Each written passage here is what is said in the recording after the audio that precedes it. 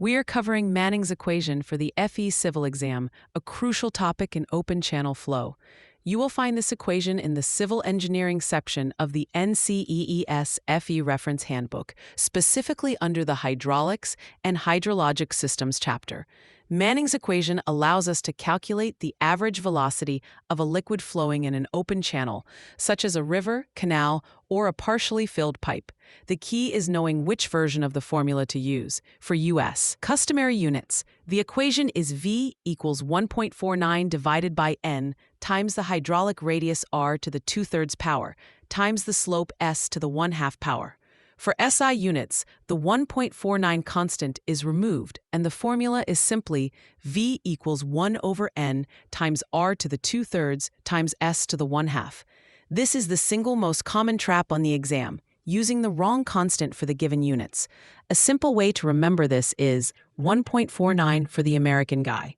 Linking the constant to US units, the variable N is the Manning's roughness coefficient, which accounts for the friction of the channel surface. Smoother surfaces like finished concrete have low N values, around 0.013, while rough natural streams can be 0.030 or higher. The exam will either provide N, or you'll find it in a table within the handbook. The slope, S, is the channel bed slope expressed as a decimal, like 0.005, not as a percentage. The hydraulic radius R is a frequent source of errors. It's defined as the cross-sectional area of the flow, A, divided by the wetted perimeter, P. The wetted perimeter is only the length of the channel surface that is in contact with the water. For a rectangular channel that is 8 feet wide with a water depth of 5 feet, the area A is 8 times 5, which is 40 square feet. The wetted perimeter, P, is the bottom width plus the 2 wetted sides, so 8 plus 5 plus 5, which equals 18 feet. A common trap is to include the top surface of the water in the perimeter calculation, which is incorrect. So, for this example, R would be 40 divided by 18, or about 2.22 feet. The FE exam often tests Manning's equation by asking for something other than velocity.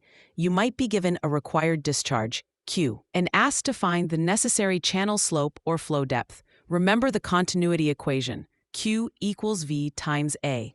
You can substitute the Manning's equation into this for V and solve for the unknown variable.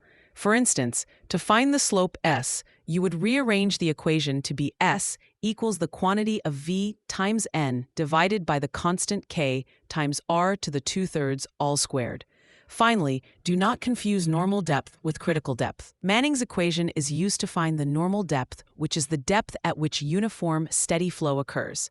Critical depth is the depth where the flow's specific energy is at a minimum and the Froude number is equal to 1. The exam may give you all the variables for a Manning's calculation, but then ask for the critical depth, making the roughness and slope data irrelevant red herrings. For free practice questions, AI-powered explanations, and more exam prep tools, visit openexamprep.com. That's openexamprep, all one word, .com.